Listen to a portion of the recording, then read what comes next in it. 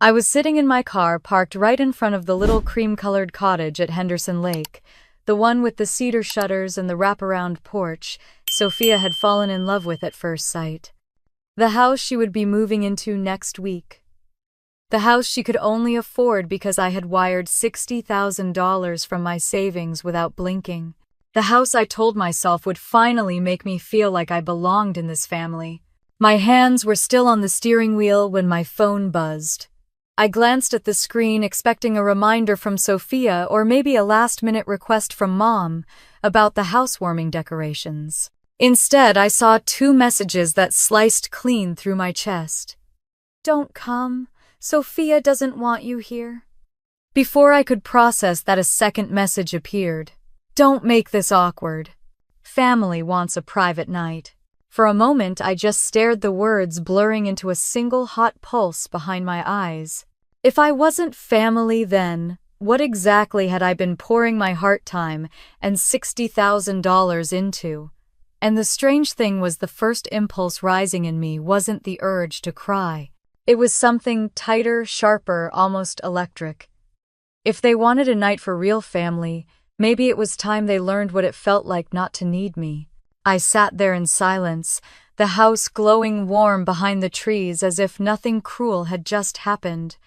My chest felt hollow, but my mind started drifting backwards like it always did when I was hurt, toward every small, quiet moment that had taught me my place in the Ward family long before today. I wasn't born a Ward. Harold and Linda adopted me when I was 4, a wide-eyed kid who still flinched at sudden noises. People like to talk about adoption like it's a fairy tale ending a rescue story. But the truth is more complicated. My first memory in that house isn't of comfort. It's of standing in the hallway, staring at a wall covered in framed photos of their life before me. Harold and Linda smiling in front of a cabin. Linda holding a newborn Sophia with pride in her eyes. Sophia at 2 wearing a pink tutu, already the center of their universe. There was no place for me on that wall. Not then, and not for many years after. Growing up, the difference between us was never said outright. It didn't have to be. It was baked into the smallest rituals. Sophia's birthdays always had a theme, and a handmade cake from a bakery that required pre-orders. My birthdays involved a store-bought cake, and if Linda remembered, a plastic candle stuck slightly crooked in the center. Family vacations were planned around Sophia's school breaks and her art camps. I found out about most trips from overhearing conversations in the kitchen. "You'll be busy anyway," Linda would say. Busy doing what I wasn't sure, but apparently not something worth coordinating around. There was a constant hum in that house, one that told me I needed to be useful if I wanted to stay in their orbit. While they helped Sophia with homework, college tours, essay edits, I learned to fill FAFSA forms alone and took shifts at the grocery store to pay application fees. I tried not to be jealous. After all, they had chosen me. Isn't that what everyone says to adopted kids? You were chosen? But chosen doesn't always mean cherished. As we grew older, the dynamic only sharpened. Sophia bloomed into a soft, dreamy artist who floated from one idea to the next, always cushioned by Harold's quiet pride and Linda's glorifying admiration. I became the steady one, the responsible one, the dependable one who showed up, paid bills on time, and carried the emotional load Linda never saw. Sophia once laughed and said, "You're basically our family's safety net." She meant it as praise, but it felt like a label. There were moments of closeness scattered like little scraps. Nights when Sophia would curl onto my couch crying over a breakup. Days when she asked for my advice about her job or the classes she should take. I fed off those moments. I treasured them. And each time I helped her, I hoped maybe she would see me as her sister, not just the backup adult in her life. That hope is how the whole house situation began in the first place. 3 months ago, Sophia had shown me a listing with bright eyes and an excitement I rarely saw in her. A cozy lakeside cottage with a small attic, perfect for a painting studio. She told me she could picture her whole future there, and I was weak enough to want to be part of that picture. When Linda gently hinted that Sophia didn't qualify for the mortgage alone, and Harold asked if I could advise, I didn't think twice when I realized the only way Sophia could get the house was if someone added tens of thousands to the down payment I stepped in before anyone else could breathe. "I'll do it," I said. Sophia cried and hugged me. Linda smiled a tight, satisfied smile that I didn't recognize then but absolutely understand now. So yes. When I parked outside that cottage tonight, I didn't think of myself as an outsider. I thought I was someone who had finally earned her way in. The cruel truth had always been there, though. It echoed in the way Linda insisted on choosing the color palettes for the walls even though I paid the painter. In the way she redirected contractors away from me even though I signed half their checks. In the way Sophia stopped looping me into design decisions the moment Linda stepped into the room. It all pointed in the same direction. I was their provider, not their daughter. Sitting in that car, I scrolled back to the messages. 2 simple sentences that cracked 32 years of denial. "Don't come. Sophia doesn't want you here. Family wants privacy." The word family stung more than the rejection itself. For a moment, I let the pain wash over me, a deep old ache that came from the same place as every unanswered question from my childhood. But then, something inside me shifted, hardened. If they wanted me gone so badly, then maybe I should stop trying to deserve the spot they never intended to give me. I wiped my cheeks with the back of my hand, turned off the engine, and stared at the cottage one last time. "Fine," I whispered to myself. "If this is what real family means to them, let's see what happens when they don't have me to lean on." I didn't know exactly what I was going to do, but I knew one thing with absolute clarity. Tonight would be the last night they ever made me feel like this. I woke the next morning with a heaviness clinging to my chest, the kind that made it hard to tell where last night's pain ended and today's breath began. The sunlight leaking through the blinds felt too bright, almost intrusive, as if it had no idea what kind of messages I'd read sitting alone in my car outside the cottage. For a few quiet seconds, I let myself pretend none of it had happened. That the family I'd spent my whole life chasing hadn't shoved me away the moment the house was finally ready. But the truth returned quickly, sharper in the daylight. My phone buzzed on the nightstand. I reached for it automatically, half expecting another cold-clipped message from Linda. But instead, it was Sophia, her name, blinking across the screen, her profile picture, the one where she was laughing in the middle of a wildflower field, glowing softly. Missed call. Then another. I stared at her name, unsure if I had the emotional strength to hear whatever excuse she or Mom using her phone was going to give. I didn't pick up. Not yet. I needed space, air, anything that wasn't the Ward family's constant gravitational pull. I dragged myself out of bed and brewed coffee, standing barefoot in my quiet apartment. The place felt small compared to the cottage I'd poured money into, yet somehow more mine than anything at Henderson Lake. I wrapped my fingers around the warm mug and let the silence settle around me. For once, I wasn't on call for anyone. The phone buzzed again, this time a text. "Need to talk." "Please," I exhaled sharply. 4 words. No apology. No explanation. The kind of clipped message people send when they expect you to just show up, no questions asked. The old me might have responded, immediately jumped in the car, smoothed things over. The new me, still shaky but rising, set the phone down and ignored it. I spent the morning cleaning the kitchen, watering my plants, doing simple things that kept my hands busy while my mind replayed every moment that led to last night's humiliation. I kept circling the same questions. Why was I always the one running toward them? Why did I keep convincing myself that maybe this time would be different?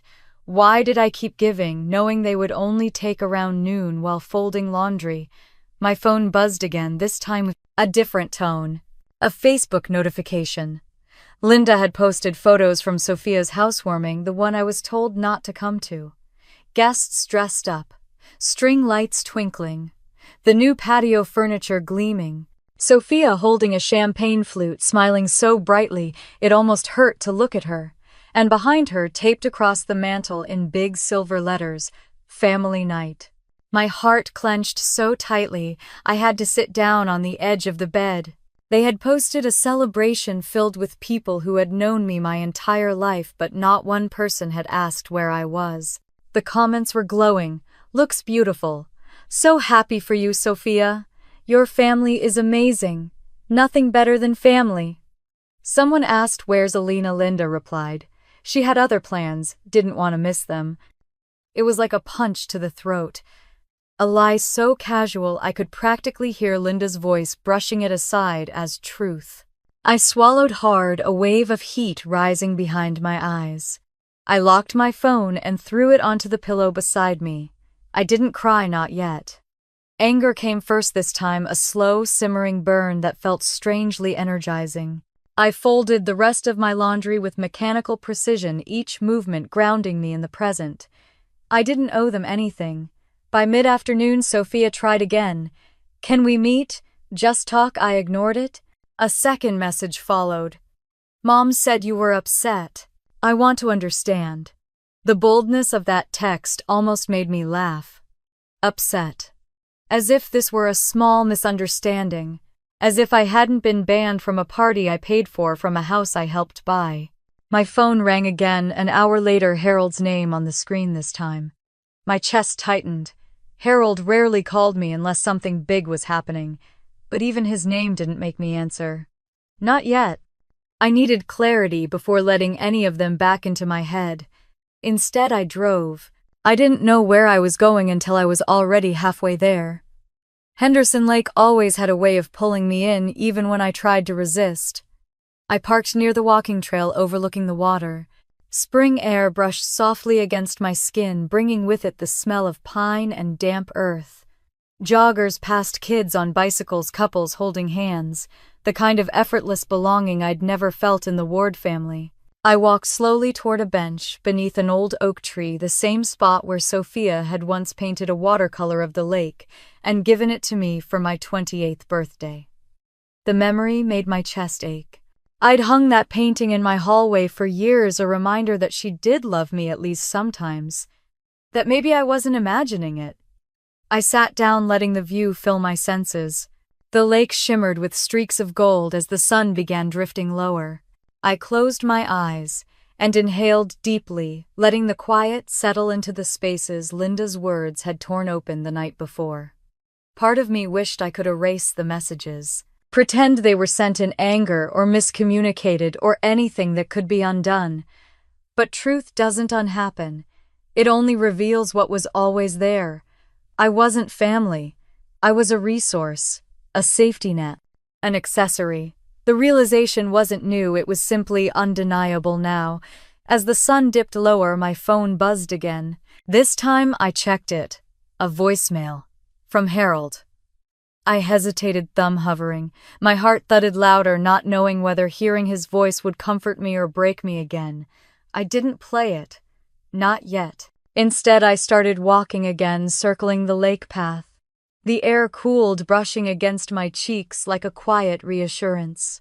My steps grew steadier, my breath deeper. I felt clearer. Not okay, but more grounded than I'd been in months. For the first time, I imagined a version of my life where I didn't need the Ward family's approval.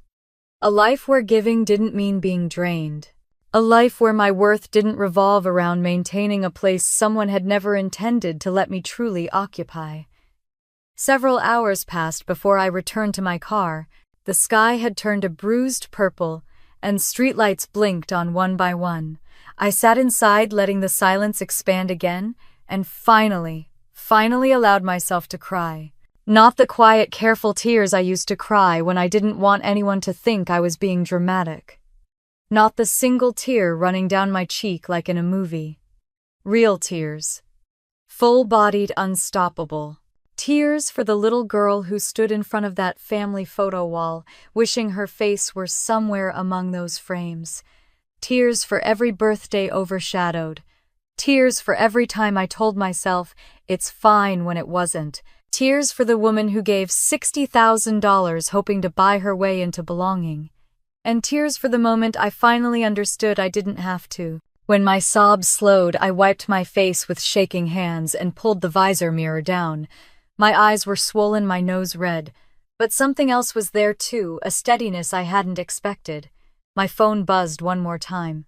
I glanced at the screen. Harold again. Voicemail still waiting. Sophia's texts stacked beneath it like unanswered chapters. I didn't press play. Not yet. I turned the key in the ignition and let the hum of the engine wrap around me like a cocoon. Tonight I wasn't theirs to call, to summon, to explain away, to blame. Tonight I was just Elena, just one woman sitting alone in her car, breathing through the first steps of reclaiming her own life. And tomorrow I would decide which voices I was finally ready to hear. The days leading up to the inspection felt like walking through a dream I couldn't wake from, beautiful on the surface, but with a strange undercurrent running beneath everything. I kept telling myself it was nerves or excitement, or just the weight of responsibility settling in my shoulders. But every time Mom's voice cut across a conversation, or Sophia deferred to her with that familiar lightning-quick glance, something inside me tightened. On Tuesday morning, I was already awake when my alarm buzzed. I'd spent the night tossing under my blanket, replaying dozens of moments over the last few weeks, contracts, paint samples, shopping lists, trying to convince myself I was imagining the shift, that nothing was wrong. By the time I pulled into Mom and Dad's driveway, they were already waiting. Sophia stood on the porch wearing a soft ivory cardigan and a pair of jeans she called her house hunting uniform, while Mom paced, phone glued to her ear. "There you are, Mom," said briskly, barely glancing up. "We were just talking about the inspection schedule." I climbed out of my car.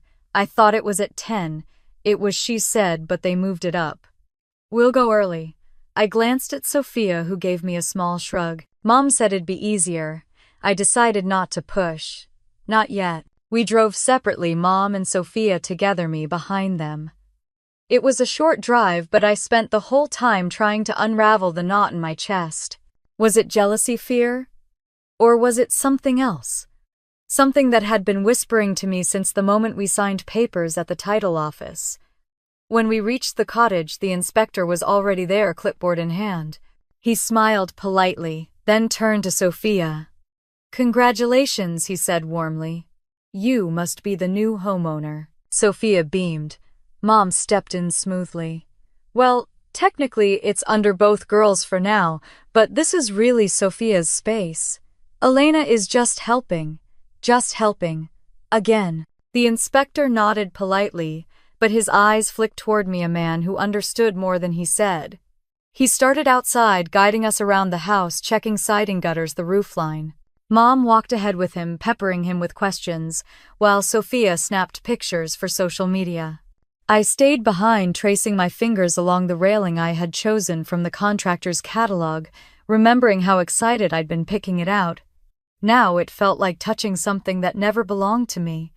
Inside, the inspector walked us through every room, the living room, the kitchen I had helped design, the attic space that would become Sophia's studio.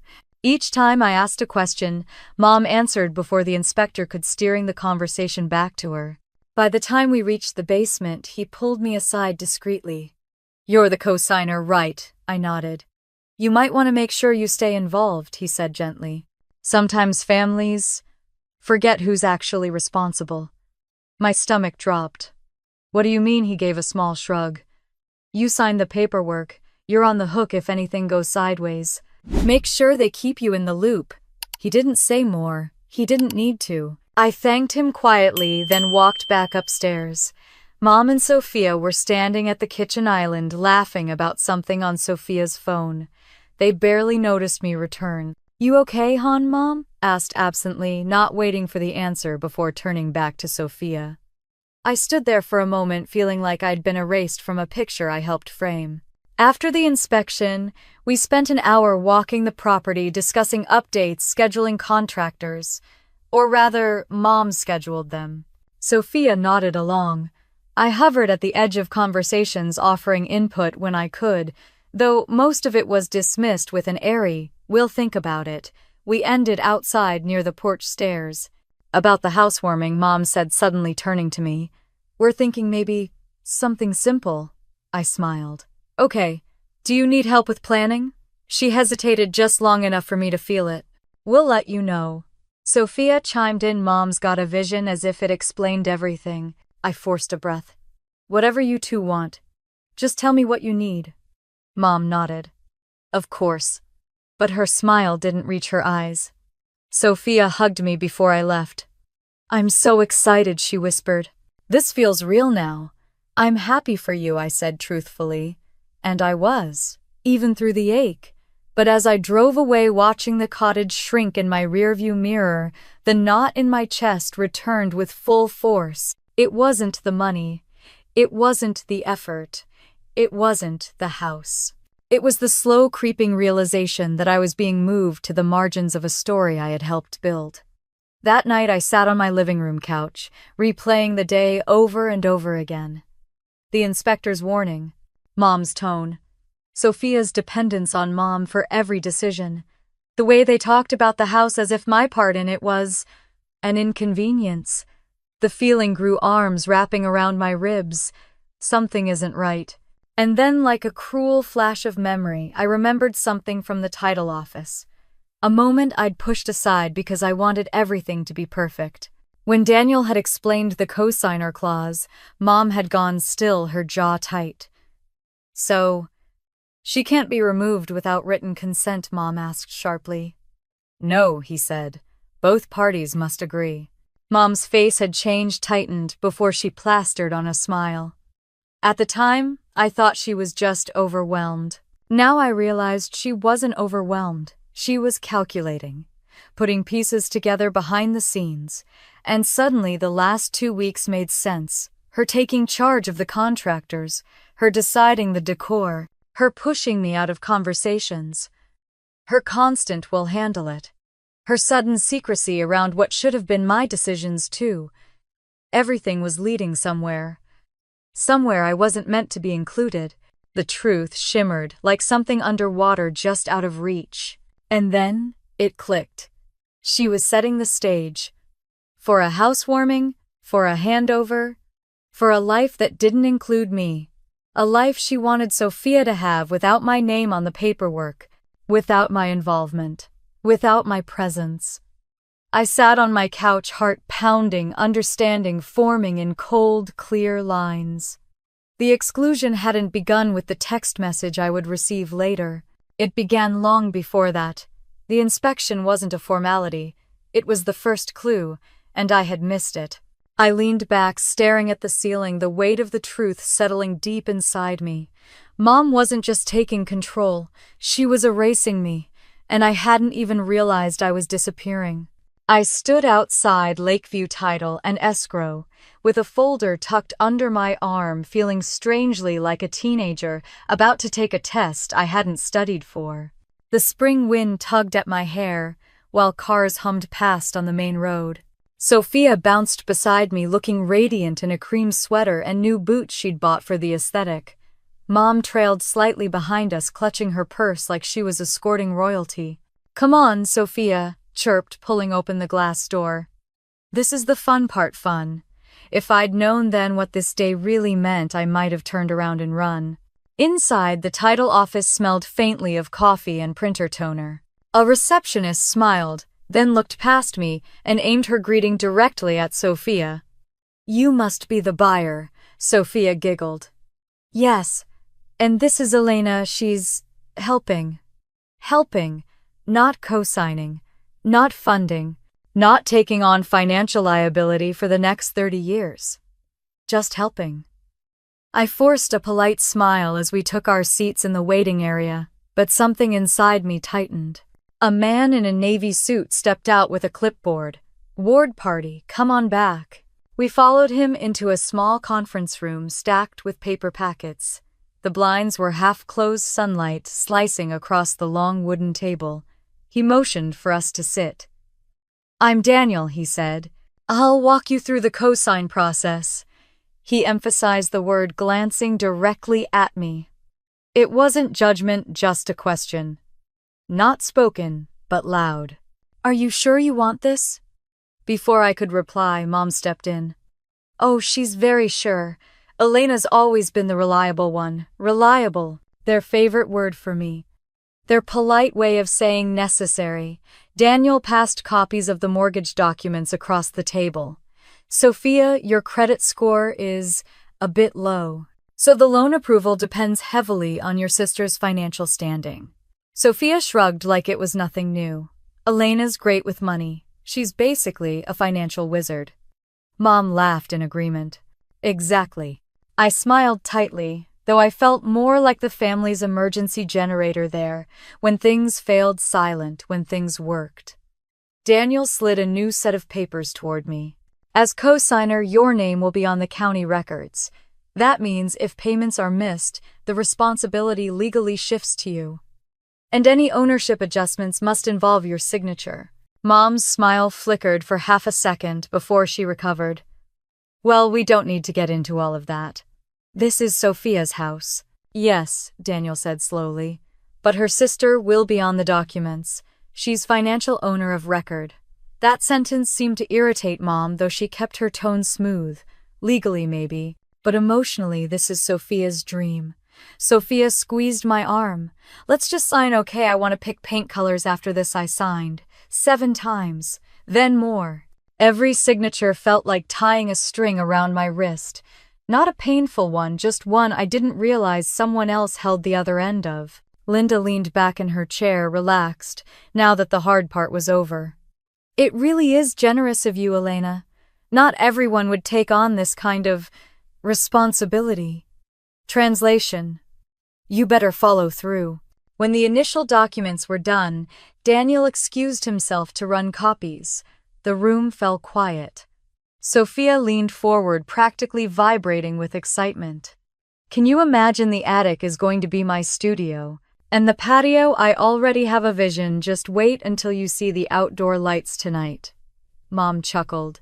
You should send your father pictures. Sophia paused, then looked at me. Oh, and about the housewarming party, Mom and I were thinking something classy but chill. Something in her tone felt rehearsed, but I brushed it off, telling myself not to overthink. After all, things were finally going well. Right. The next stop was the house itself for the pre-move inspection. I rode in my own car, following behind Mom and Sophia. They pulled into the driveway 20 minutes late, but neither apologized. The inspector, a middle-aged man with a kind face, walked us through the property. Every time he asked a question meant for the buyers, Sophia answered and Mom elaborated. When he glanced at me, Mom chimed in Elena's just along for moral support. The words hit harder than intended. Just along. When he showed us the basement, he pulled me aside quietly. You're the co-signer, right? Yes. You might want to keep an eye on what gets added or changed after move-in. Sometimes families treat co-signers like invisible insurance. His eyes held mine a second longer than comfortable. I swallowed hard. Thank you. I appreciate the warning. Back upstairs, Mom and Sophia were laughing about something on Sophia's phone. They didn't notice I'd been gone. Or maybe they did and it didn't matter. As we approached the kitchen island, Daniel called with a question about a clause Sophia asked him earlier. Something about transfer of ownership options. Mom walked outside to take the call privately. Sophia leaned over the counter and whispered, Mom just likes things done a certain way. Don't worry about it. But I did worry, because something felt off.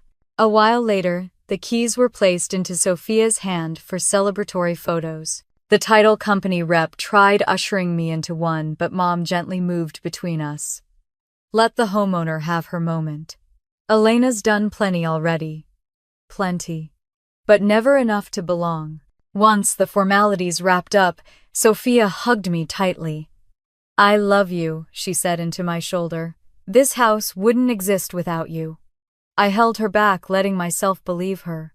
For a moment I convinced myself the odd behavior was just excitement, nerves, chaos. But then the inspector, who must have walked behind us, spoke softly. Make sure you keep all your copies, miss. All of them. And if something doesn't feel right later, trust your instincts. I thanked him again. On the drive home, I replayed every moment of the day. Daniel's raised eyebrow. Mom's subtle redirections. Sophia's cheerful obliviousness. The inspector's warnings. Still, I told myself it was fine. I told myself I was family. I told myself I had finally earned my place. I didn't know it then, but this day, the day I signed everything, wasn't the beginning of something beautiful. It was the beginning of the unraveling. Years of quiet favoritism, backhanded comments, and emotional distance were about to surface in a single moment. And it would come in the form of a message I could never have imagined. I spent the next few days convincing myself that the uneasiness from the signing appointment would fade, that I was overthinking the small things, that Mom and Sophia were just riding the high of the new house, and any odd behavior would settle once move-in day came. But the feeling didn't fade. If anything, it thickened every time my phone buzzed with another message from family group chats I wasn't fully part of. We had created a new chat, Sophia's Big Day, because Mom insisted the old family thread was too cluttered. And from the moment the chat was created, I noticed something strange. Messages moved fast.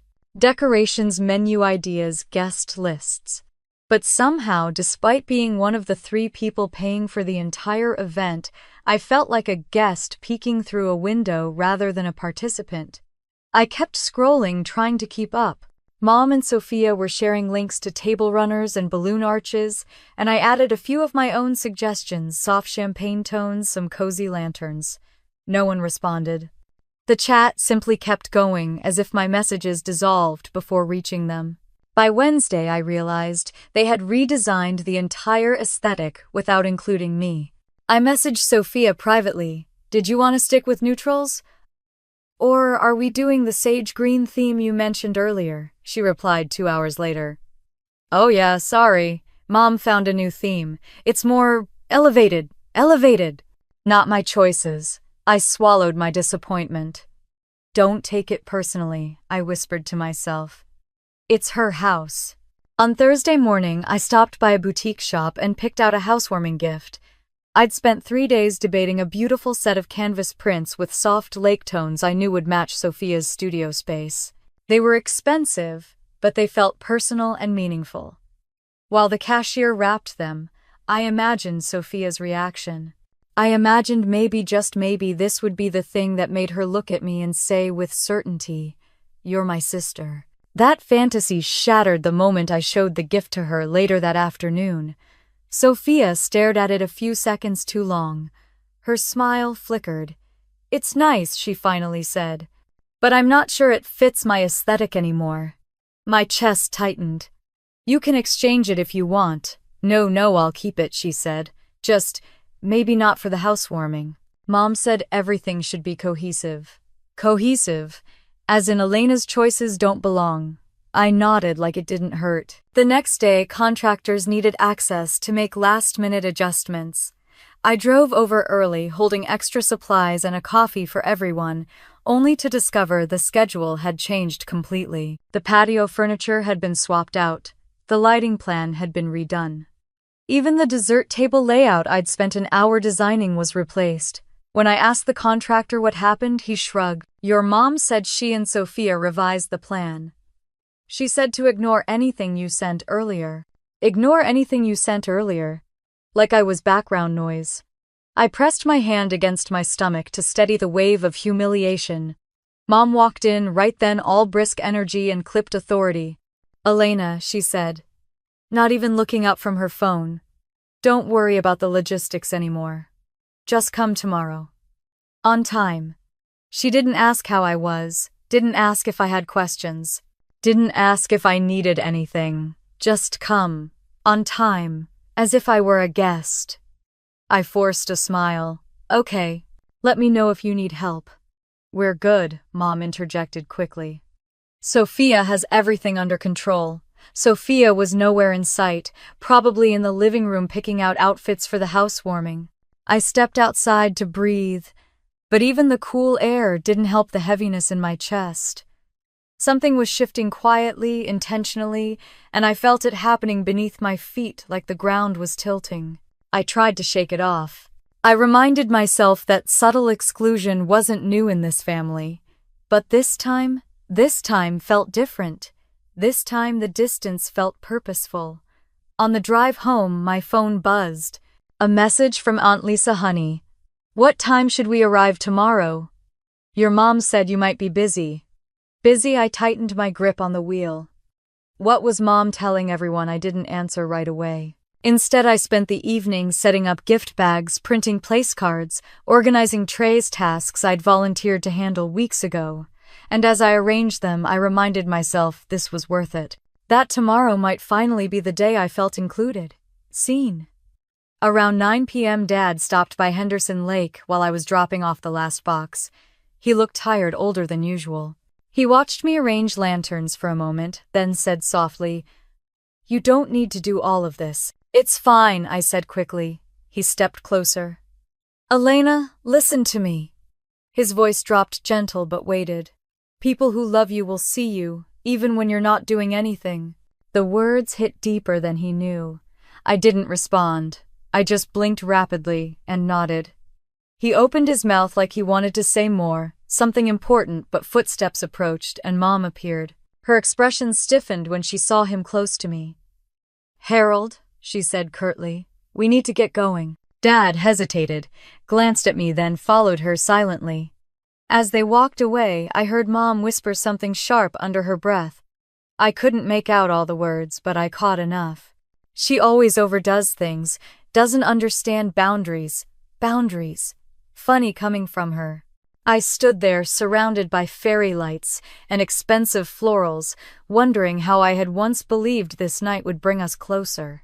On the morning of the housewarming, I chose my dress carefully, a soft blue one that made me feel elegant but not flashy. I curled my hair, put on subtle makeup, packed the gift I'd bought, and added a small card I'd written the night before. "Sophia, I'm proud of you. Your home is beautiful, just like the life you're building. Love, Elena." I slipped the card into the envelope and took a deep breath. Today would be different. Today had to be different.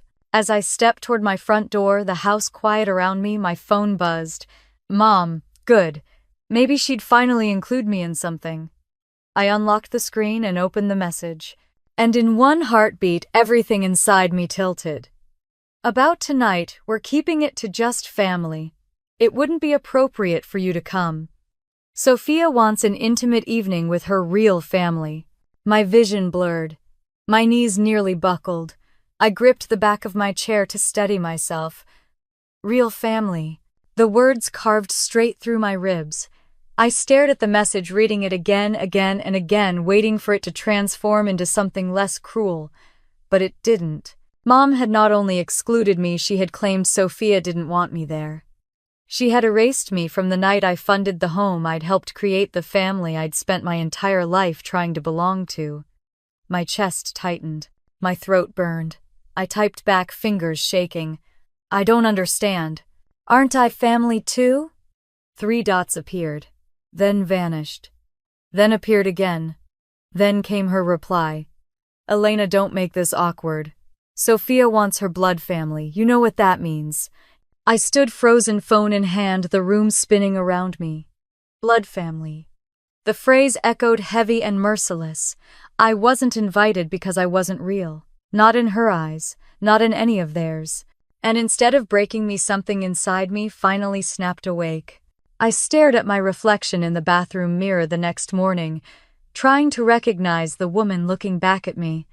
My eyes were puffy, my cheeks blotchy from the night before, but what unsettled me more was the stillness. A strange calm had settled over me, a silence so deep it felt like the moment before a storm breaks open.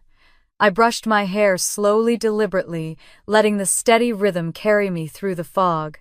I had woken up early, determined to pretend the day was normal, determined in some fragile corner of my heart to believe that maybe the message had been a mistake. That maybe Mom had misunderstood or typed something wrong or meant something softer than what she wrote. But I knew better. I'd always known better. Still, I forced myself to keep moving. I made coffee. I ironed my dress. I even wrapped Sophia's gift again, smoothing the paper as though neat corners could fix broken things. As though love spelled in clean handwriting might somehow earn me a place at that table. Around 3 o'clock, I checked the group chat. Everyone else was buzzing with excitement. Can't wait to see you all tonight, Sophia. You look stunning in these colors. So proud of you, honey. Not one person asked where I was. Not one wondered why I wasn't chiming in. By 5 o'clock, my hands were shaking so badly I almost dropped my lipstick. That's when I heard a sound that made my stomach hollow out, the chime of a new message from Mom. I froze, dread pooling low and cold in my gut. Don't come. Sophia doesn't want you there. Even though I had read it the night before, seeing it again in the light of day with my dress laid out and my gift waiting by the door felt like being slapped. I swallowed hard, trying to keep my heart from rising into my throat. Before I could gather myself, another message popped up. Don't make this awkward. Family wants a private night. Family. As if the word had an invisible asterisk that excluded me, my breath hitched. My fingers hovered above the screen. Slowly, I typed back, I don't understand. Am I not family too? 3 dots appeared, then disappeared, then appeared again. Finally, she responded. You know what I mean, Elena. This is for blood family. Don't make a scene. A cold wave rolled through me. Blood family. The phrase carved straight into my spine. I felt something inside me crumble, old and fragile, the part of me that still hoped despite decades of subtle reminders that I belonged to them. My phone buzzed again. Mom was calling. I let it ring twice before answering because some small frightened part of me needed to hear her say it out loud. Elena, she exhaled, immediately irritated. Don't drag this out. Sophia wants tonight to be special. Why would you tell me I'm not wanted? My voice trembled, betraying me.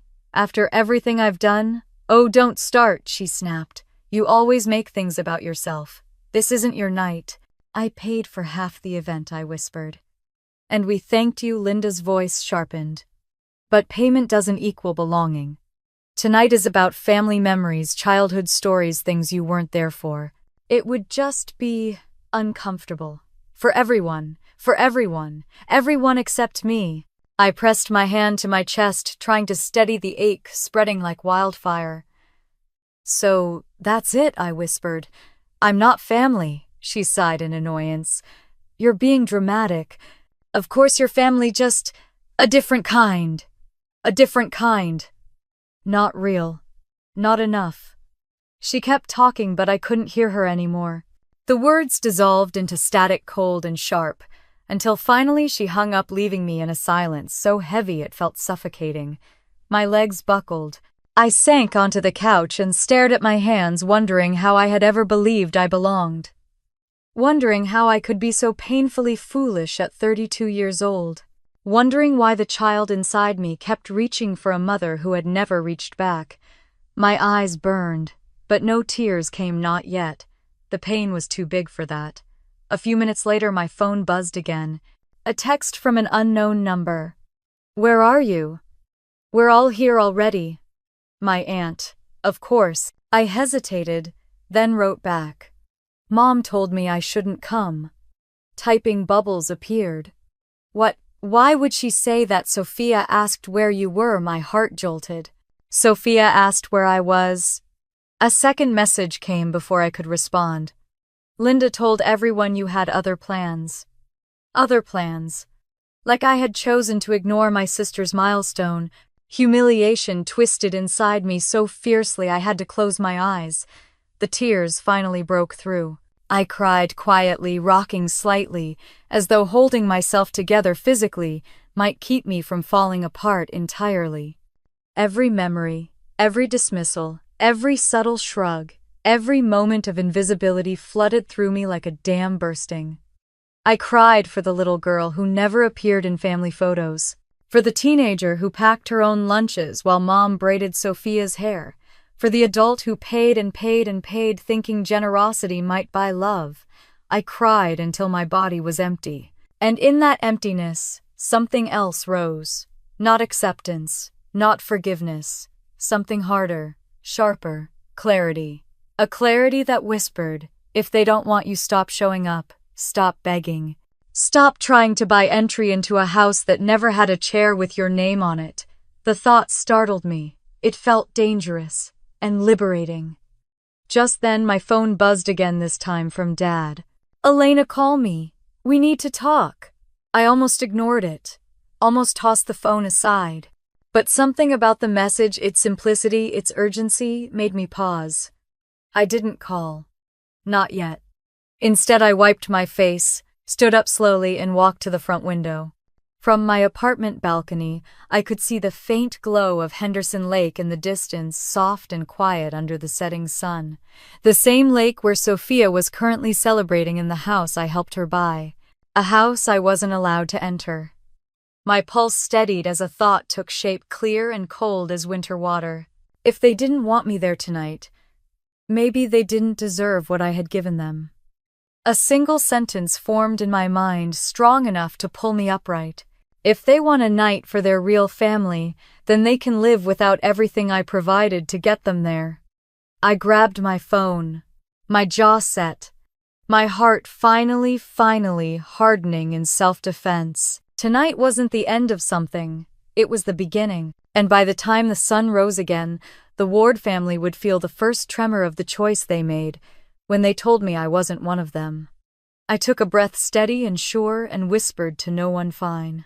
If they want life without me, they're going to get it."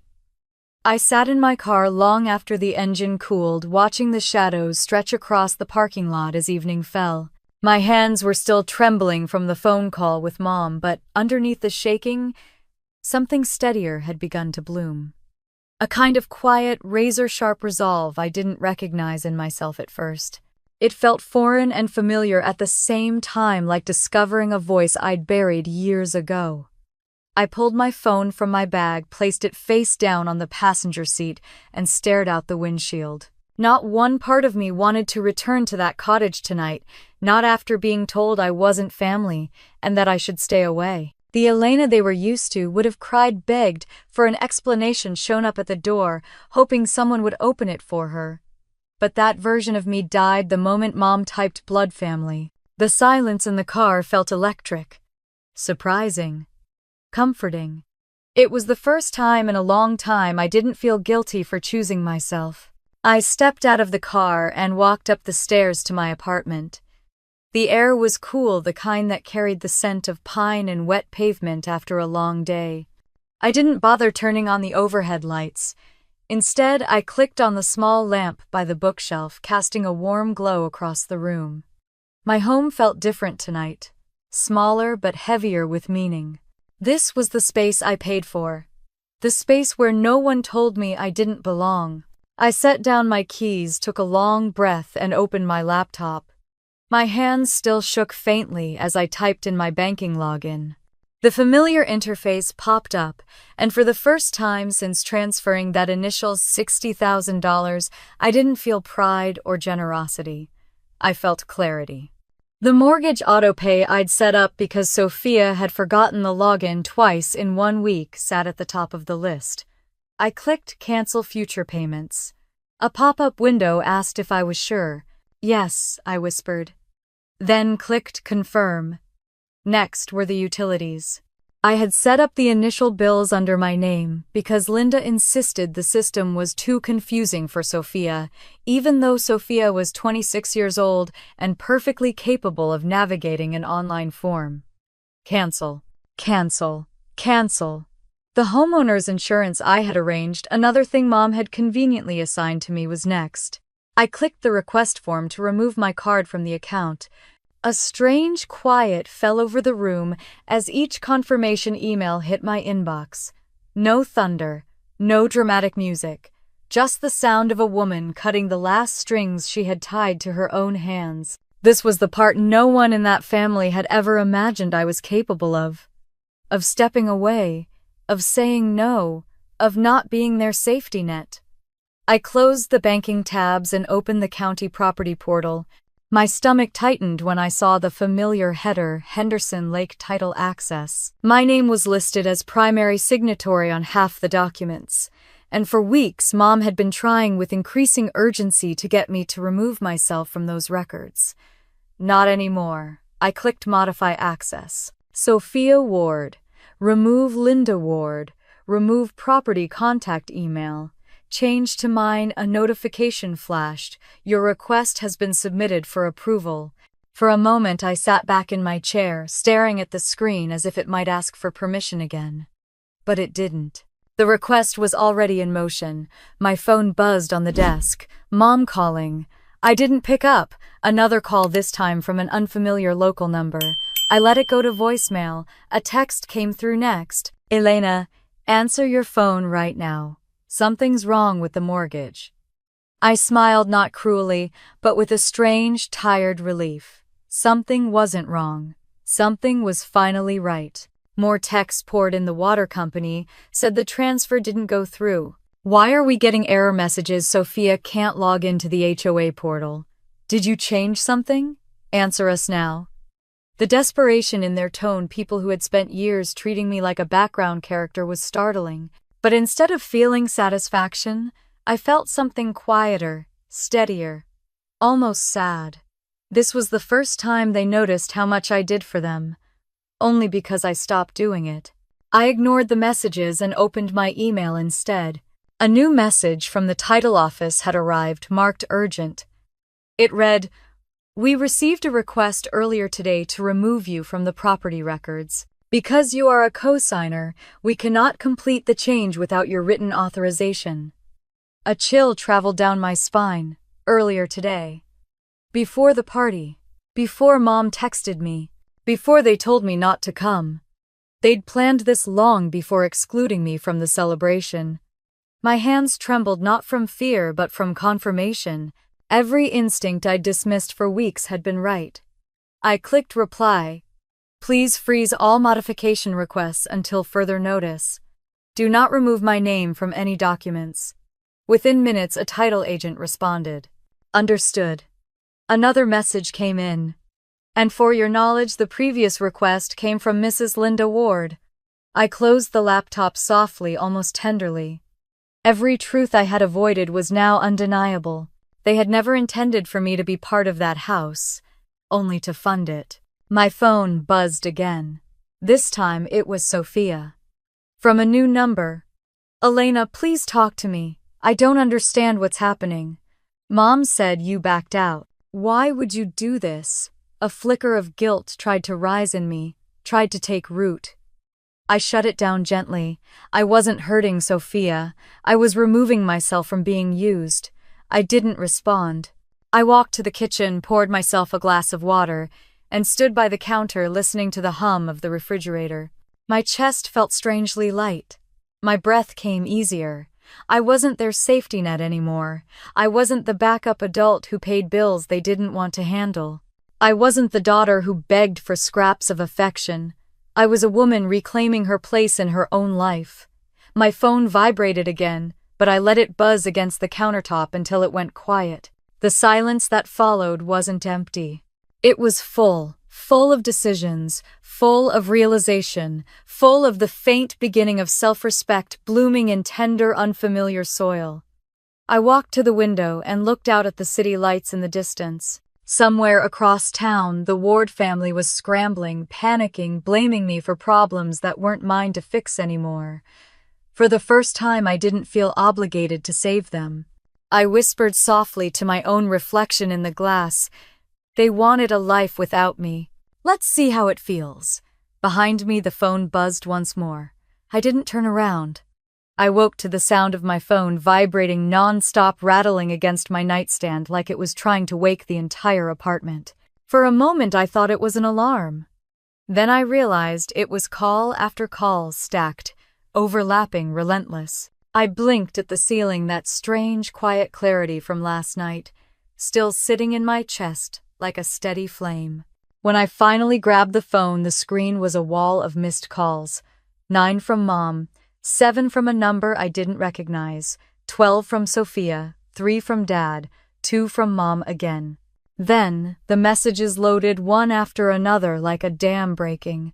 Elena, answer your phone right now. What did you do? Mortgage payment failed. The hoe locked us out of the portal. Why are the utility accounts gone? Stop ignoring us. There is something wrong with the house records.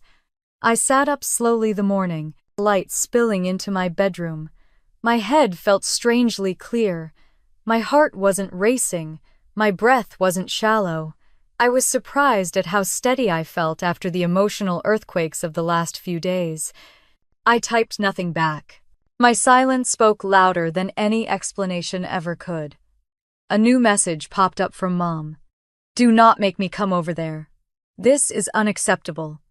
I let the phone drop onto the bed and pushed myself up. My feet touched the cool hardwood floor. I made coffee. I sliced an apple.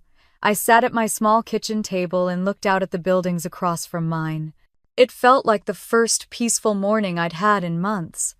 My phone vibrated again. I ignored it. After a few minutes, it vibrated a third time, this time with a different tone, a voicemail notification. From Dad. But I didn't open it. Not yet. Instead, I logged into my email on my laptop. Dozens of notifications waited for me. Payment cancellation confirmed. Account access removed. Title office update. I clicked the last one. We received an in-person request this morning from Mrs. Linda Ward attempting to transfer ownership and remove your access. This request was denied. You remain the primary signatory on file. My entire body went still. In-person request. This morning. Before I woke up. Before they even tried calling me. Before the entire crisis began. Mom had started her campaign hours before I even opened my eyes. A cold truth settled over me. They weren't calling because something was wrong.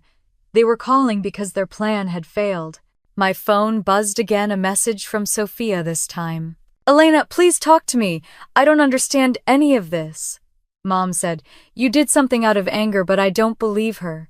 Please just tell me what's happening." I stared at the words. Part of me softened. Part of me wanted to believe she wasn't involved. But after what happened yesterday, I couldn't trust the version of events she'd been fed. I closed the messages without replying. A second later, another text came through, this one from an unfamiliar number. "Are you on your way? Linda said you couldn't make it last night. Hope everything is okay." I frowned. So Mom hadn't told them I was not wanted. She told them I was busy. Because that made her look less cruel. My anger flickered, but something else rose with it, clarity. Yesterday wasn't an accident. It wasn't poor communication. It wasn't a misunderstanding. It was deliberate, calculated, executed with precision. Another photo message came through, this time from a neighbor of the cottage who'd gotten my number when we hired their son to help with yard work. "Looked like a fun night. Wish you could have made it." The picture opened. And there it was. The house I'd poured $60,000 into. Lights warm and glowing. Sophia in the center of the crowd, smiling wide. Guests enjoying the patio furniture I'd paid for. My fairy lights hanging in the background. My gift nowhere in sight. And above the mantel, silver balloons spelled out, "Family only night." My breath left my lungs. Not congratulations, Sophia. Not new beginnings. Not home sweet home. Family only. The cruelty of it cracked through the remaining pieces of my denial. Not only was I excluded, they had celebrated the reason. A chill washed over me. My phone began buzzing again. I let it. The vibration rattled the counter. Another message from Mom. "Fix this now. We can't access anything. Sophia is in tears." I whispered to myself, she wasn't in tears last night. When I didn't answer, another came through immediately. "You are acting childish. Undo whatever you did." My jaw tightened. For 32 years, they taught me one lesson: that love was conditional. That belonging had to be earned. That I could serve, assist, support, but never sit at the table. Something inside me hardened. I grabbed my phone and finally opened the voicemail from Dad. His voice came through shaky, urgent, but not angry. "Elena, something happened last night. Something you need to know. It wasn't Sophia who said those things. Please call me back. I'm on your side. I swear I'm on your side." I closed my eyes as his breath hitched through the recording. "She asked where you were. She was confused. And your mother didn't tell her the truth. Please call me when you can. I'm sorry. I'm so sorry. The voicemail ended. For a moment, I just sat there letting the words settle like dust after a collapse. Not Sophia. She didn't say the words. She didn't ask them to keep me away. Mom did. My chest tightened, but it wasn't pain this time. It was something else. A quiet, rising anger that didn't ask for permission anymore. My hands steadied. I stood up, walked to the window, and stared out at the still morning air. The Ward family was unraveling across town, scrambling, blaming, gaslighting, panicking. All because I finally stopped holding them together. I didn't feel guilty. I didn't feel responsible. I felt free. For the first time in my life, I wasn't trying to earn my place. They had made one thing clear. I wasn't part of their real family. Fine, they no longer had access to the version of me who kept paying anyway. My phone buzzed again, Sophia, this time her name flashing over the last unknown number. I picked it up, thumb hovering over accept. Then I let it ring. I would answer her. But not now. Not like this. First, I needed to hear Dad's truth. And then I needed to decide who I was willing to let back in when the smoke finally cleared. I played the voicemail twice before I could breathe again. Dad's voice, uneven, shaken, almost frightened, echoed through my apartment long after the message ended. I sat on the couch staring at the wall, the phone still in my hand. Outside, late morning light spilled across the floor, soft and warm, completely out of place for the way my insides felt.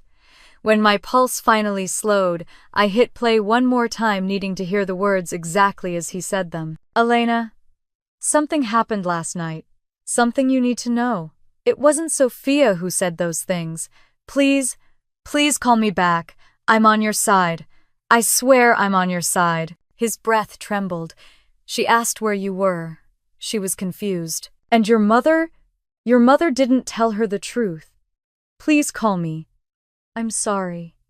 I'm so sorry.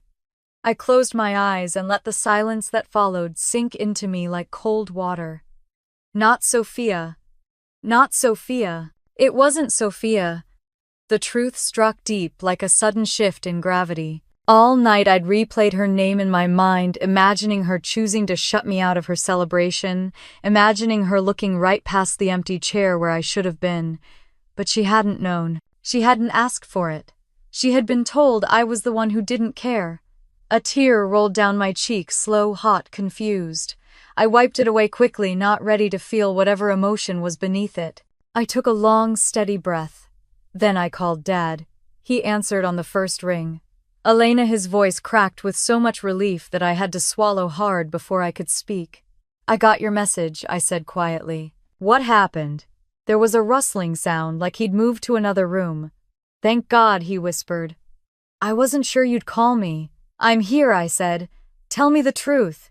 He exhaled shakily. Your mother lied to you. His voice broke on the word lied. I didn't interrupt. I waited. Dad cleared his throat. Sophia never said she didn't want you there. She never asked for a blood family night. She didn't say a single word about excluding you. My eyes burned. Then why?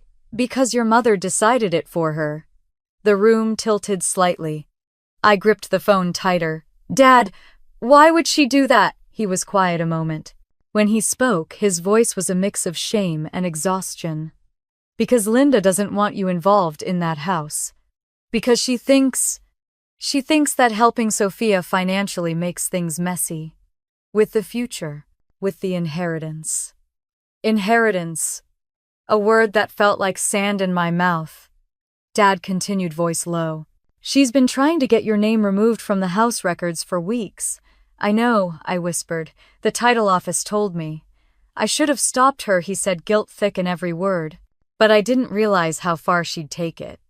I didn't know she'd tell Sophia you were intentionally avoiding her. She said you were busy. She said you didn't want to make the night about you. Sophia believed her. She even tried calling you, but the signal was bad in the house, and I didn't get any calls, I murmured. I know.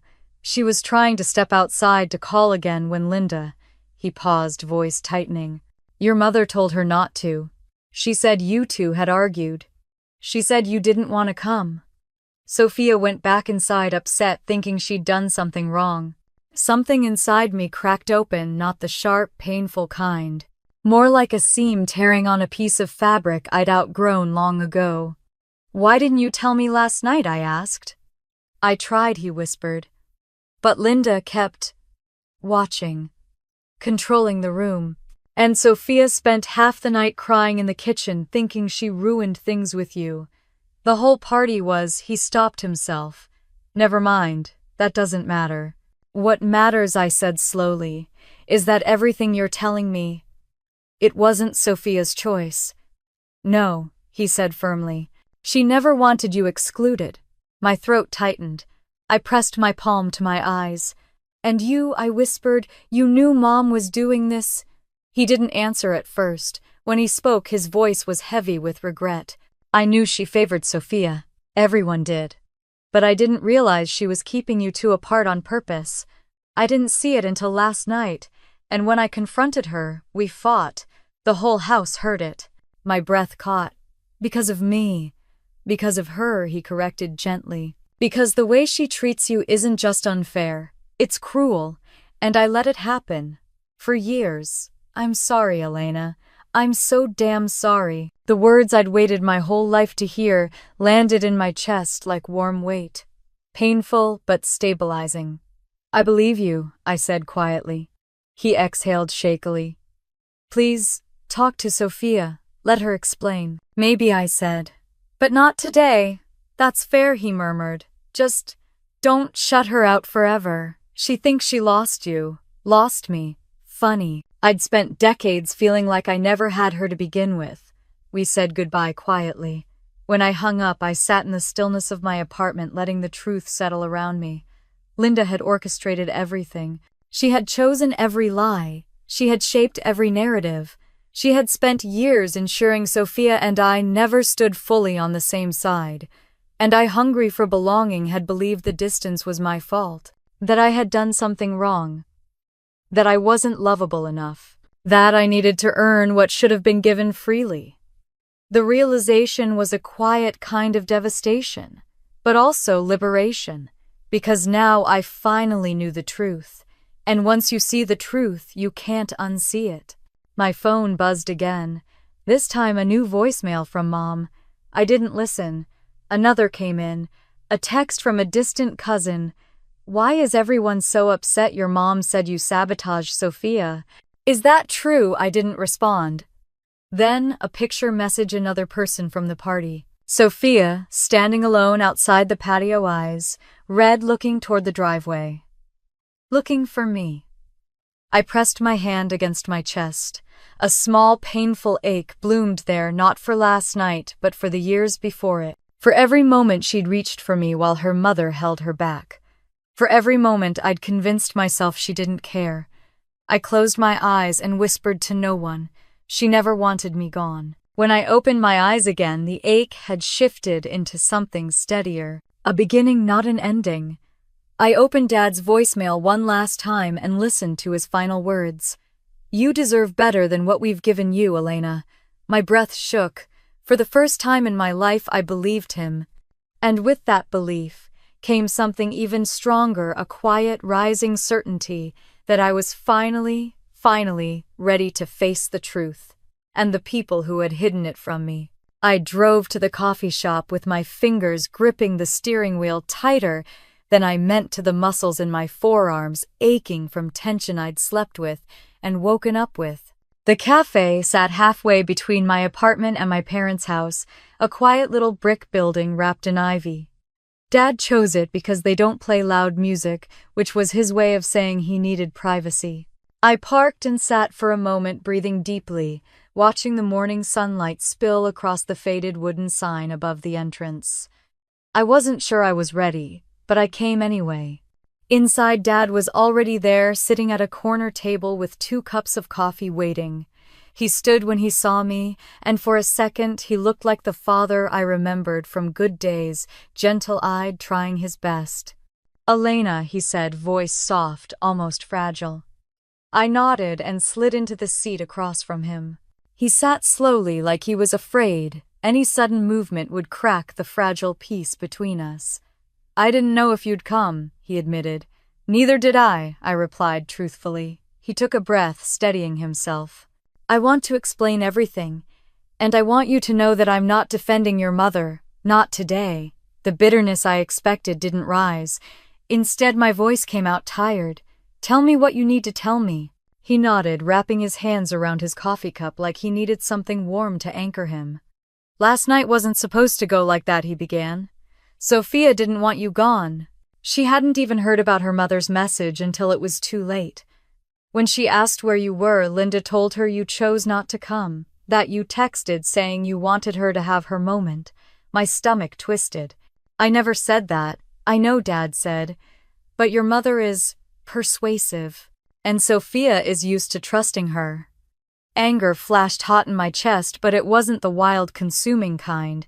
It was precise, measured, a sharp edge. Dad rubbed his forehead. When I found your mother's deleted messages, I confronted her. You found them, she was careless.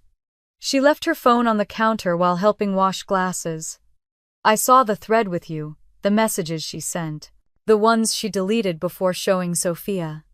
I sat up straighter. She deleted her own messages. He nodded. Everything that made her look bad. Everything that showed she'd pushed you out. I didn't know whether to scream or to walk out.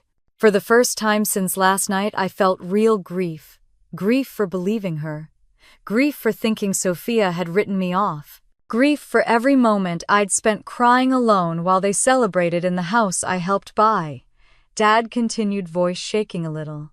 When I asked her why she lied, she said he swallowed hard. She said you weren't supposed to be part of this, that this was about giving Sophia a fresh start. A fresh start without me, I whispered. A fresh start without your financial involvement, Dad corrected gently. She thinks you complicate things. She thinks you overshadow Sophia. I blinked. Hard. Overshadow her? He held my gaze, guilt etched into every line on his face. You grew up and became everything she's not: independent, stable, successful. She's always seen that as a threat. A threat to my own mother. I leaned back, the air suddenly too thin around me. Dad sighed. Your mother has a way of twisting things in her head until she believes them. And she truly believed that last night you'd ruin things. She convinced herself that excluding you was protecting Sophia. I shook my head. Protecting her from what? From feeling inferior, he whispered. From thinking she needed you. I stared at him.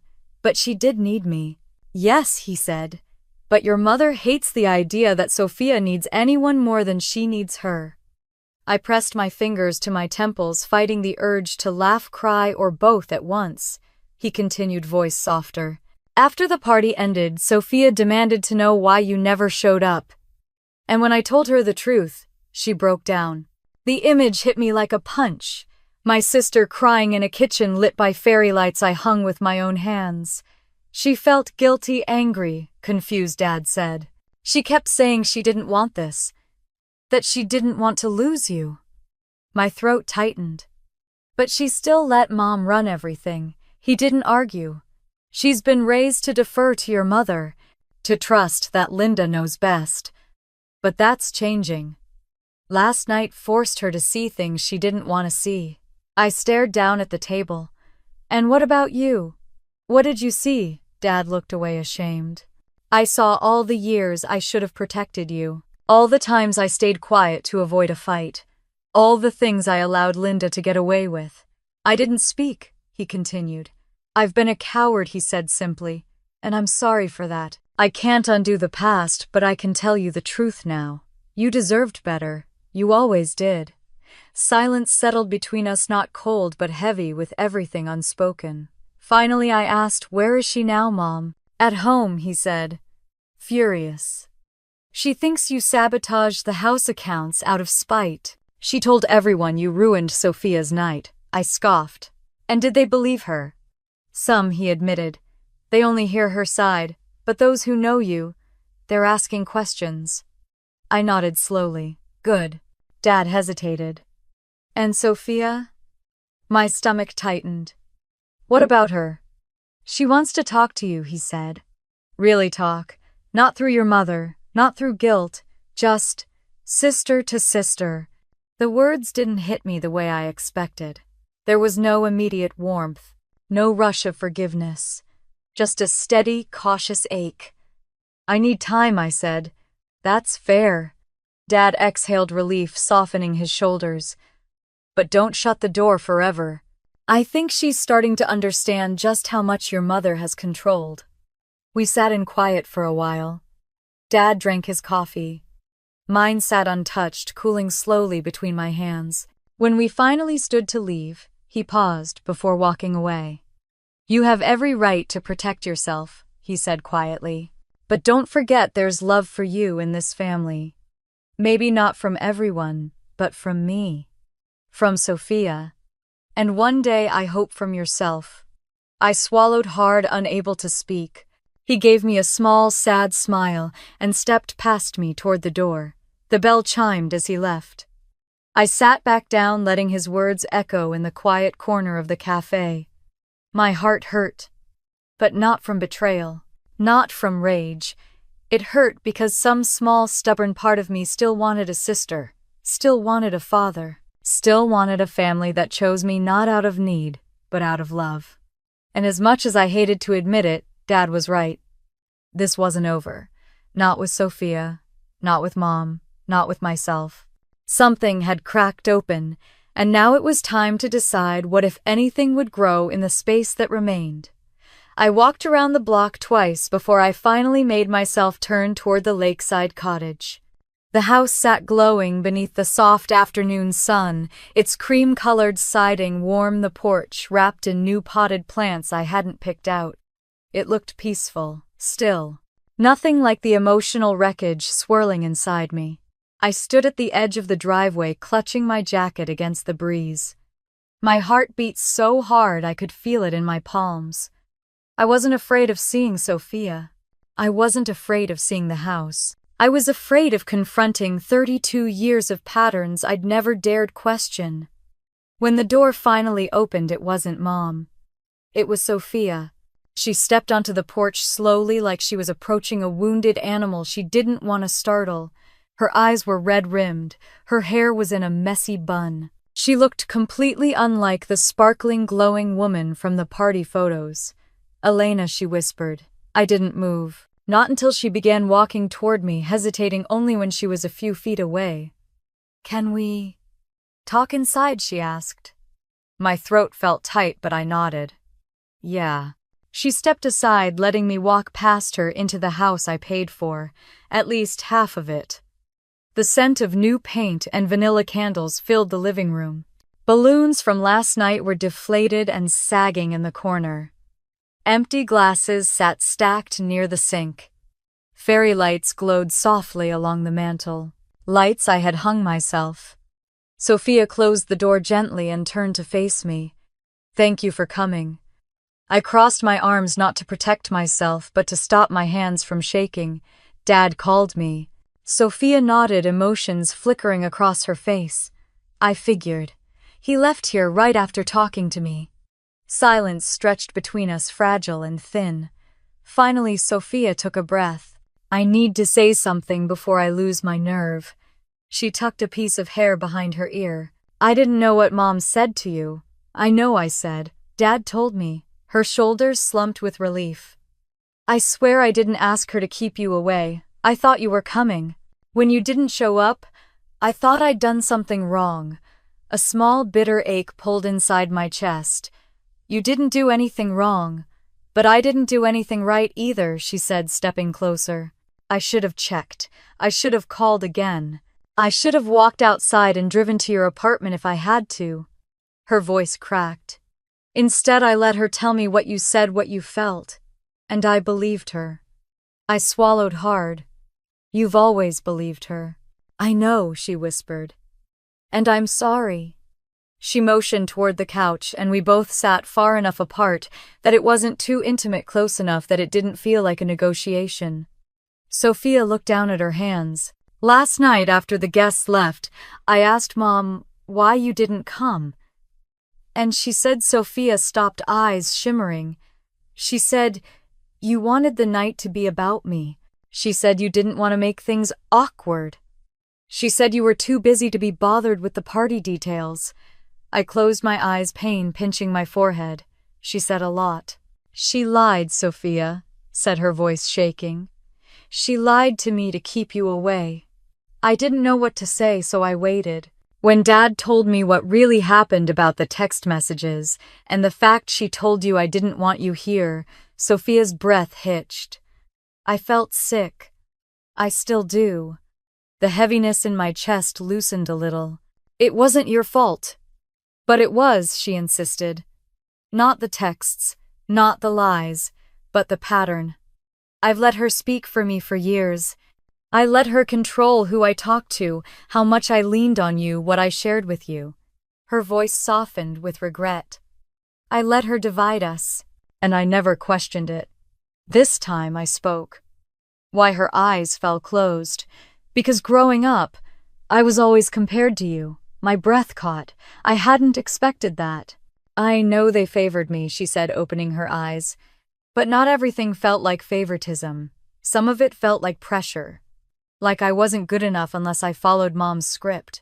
She gestured around at the house. "Even this." She said I needed a home that matched my future. She said I shouldn't rely on you too much because it would make me weak. I blinked. She said that. Sophia nodded, and I believed her, because I wanted her approval, and I wanted yours. But I didn't know how to have both. A lump formed in my throat. "Soph, you always had my approval. But I didn't feel like I deserved it," she whispered. "You went to college on your own. You built your career on your own. You bought your home on your own. Meanwhile, I needed help for everything. I felt like dead weight. Like if I leaned on you, I'd disappear next to you."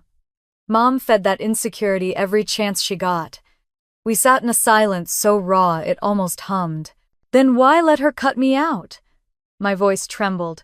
"Why let her say I wasn't family?" Sophia's eyes filled with tears. "Because I didn't know she said it, and because I've been too afraid to challenge her." She swallowed hard.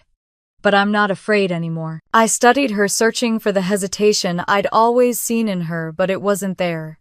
She was shaking, yes, but steady. "Dad told me what you did," she continued quietly. "About the house accounts, the mortgage, the utilities." She looked at me with a mix of fear and understanding. "And I know Mom is blaming you, but I'm not." I tilted my head. "You're not." "Upset I was for a moment," she admitted. "It scared me. But then I realized you weren't punishing me. You were protecting yourself." For once, something inside me softened painfully. Sophia wiped her cheeks, and I needed that wake-up call too. I inhaled slowly. "So what do you want from me now?" She didn't rush the answer. She didn't deflect. She didn't crumble. She simply said, "I want a real relationship with you. One that doesn't go through Mom. One that isn't built on me taking and you giving. One that isn't controlled by lies." My chest tightened. "Soph, that's a big promise." "I know," she nodded. "And I'm not asking for forgiveness today. I'm asking for a chance to prove it." A long silence settled between us, heavy, emotional, necessary. Finally, I let out a slow breath. "I can give you that chance, but with boundaries. Real ones." She nodded quickly. "Yes, please, I want that." "And Mom," I began. "She won't be part of this," Sophia said firmly. "Not until she apologizes to you. And even then, only if you decide you want her involved." A slow, stunned breath left me. Sophia wasn't the girl I'd grown up with. She wasn't a pawn anymore. She wasn't being pulled by invisible strings. She was a woman taking responsibility. "Okay," I whispered. She reached out carefully, hesitantly resting her hand on mine. "I'm sorry, Elena, not just for last night, but for every time I made you feel less than loved." My eyes filled. "I know, and I'm going to pay back what I owe you," she continued. "Every cent Dad spent to cover for me, and every cent you ever gave." I opened my mouth to protest, but she shook her head. "No excuses, No promises I don't keep. I'm writing it down. I'm signing it. Dad has it. She took a shaky breath. This time I'm doing it right. Something warm, hesitant, and almost childlike moved in my chest. We sat there for a moment, two sisters, unraveling decades of distance, thread by thread. Finally, I squeezed her hand lightly. Let's start over. A tear rolled down her cheek. She nodded. I'd like that. We sat together, quietly rebuilding something broken. Not perfectly, not all at once, but honestly. And for the first time in years, I let myself believe in the possibility of a sisterhood that wasn't defined by what we were told, but by what we chose. I stepped outside the cottage with Sophia and felt the quiet settle around us like a soft blanket. The house behind her house glowed gently in the late afternoon sun, no longer a symbol of what I'd lost, but something else entirely, something rebuilding, something possible. We stood together at the edge of the porch, a careful, fragile peace between us.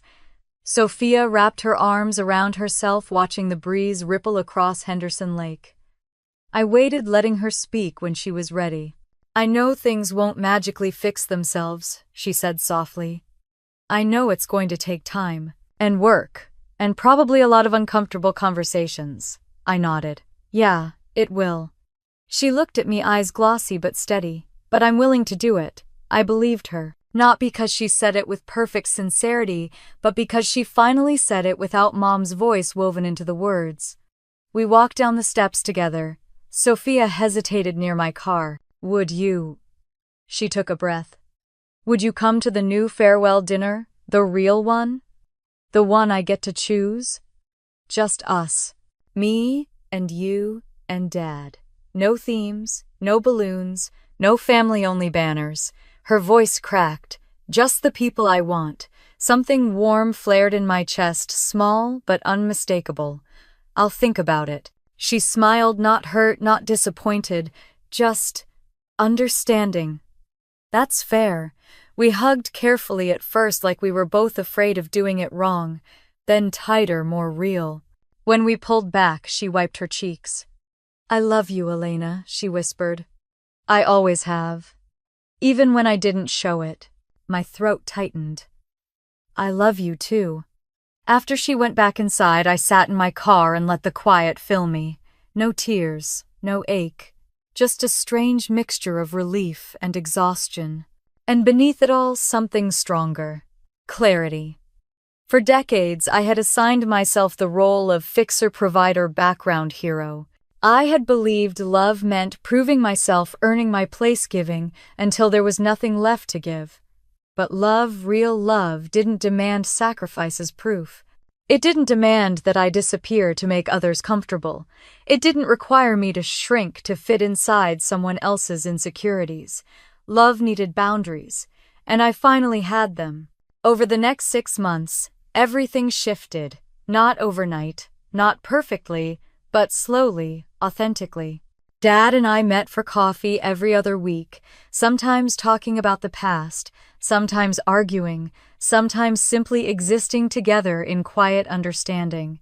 He apologized more times than I could count, not out of guilt, but out of genuine recognition. And he meant every word.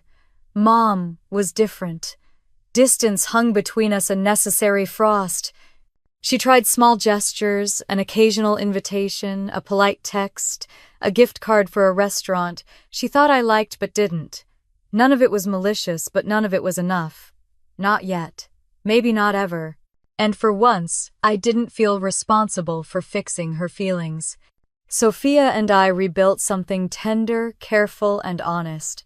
She made monthly payments not because I demanded it, but because she insisted. And every time I deposited her checks into a separate savings account, I felt something quiet and proud settle inside me. Not pride in the money, pride in the boundary, pride in the growth it represented for both of us. One afternoon in late summer, a letter arrived from London. Heavy ivory stationery with a bronze wax seal. Inside was a photo of Sophia standing outside the studio. She had rented, paint on her hands, wind in her hair, smiling with the kind of freedom I'd always wanted for her. The note was short. "Elena, I'm finding myself. Thank you for letting me do it without losing you. Come visit when you're ready. Love, Sophia." I pinned the letter to my fridge, not as a reminder of what I'd given her, but of what we were building now. A relationship with truth, not obligation, not guilt, not mom's script, ours. As for me, the most profound change wasn't external. It wasn't about the house or the money or the apologies. It was internal. I learned I didn't need to earn my place in anyone's life. I learned that love without boundaries wasn't love, it was self-erasure. I learned that my worth had never been tied to the size of my sacrifices. And slowly, gently, I forgave myself for not understanding it sooner. Life became quieter, softer, more mine. Sometimes I walked past Henderson Lake and saw the cottage in the distance. Instead of pain, I felt something else, peace. Because that house was no longer a symbol of exclusion, it was a symbol of transformation. Sophia's, Dad's, mine. I built my own family not just from blood or adoption, but from the people who showed up with honesty, respect, and care. Jaime. A few cousins from Dad's side. Neighbors who invited me to potlucks. Co-workers who became friends. Rings of connection built by choice, not obligation. And I learned something important. Something I want every person listening to this to hear. Family isn't who shares your blood. Family is who shares your respect, your truth, your boundaries, your healing.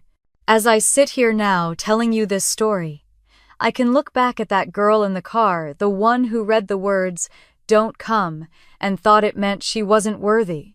If I could speak to her, I'd tell her, you never needed their permission to belong. You belong because you exist. And that's enough. Thank you for listening to my journey. If this story resonated with you in any way, if it reminded you of your own family dynamics, your own boundaries, your own moments of choosing yourself, please share your thoughts in the comments. I'd love to hear your experiences. Don't forget to like this video and subscribe to the channel for more stories of resilience, healing, and emotional justice. And remember, sometimes the bravest thing you can do is walk away from what hurts you, so you can walk toward who you were always meant to be.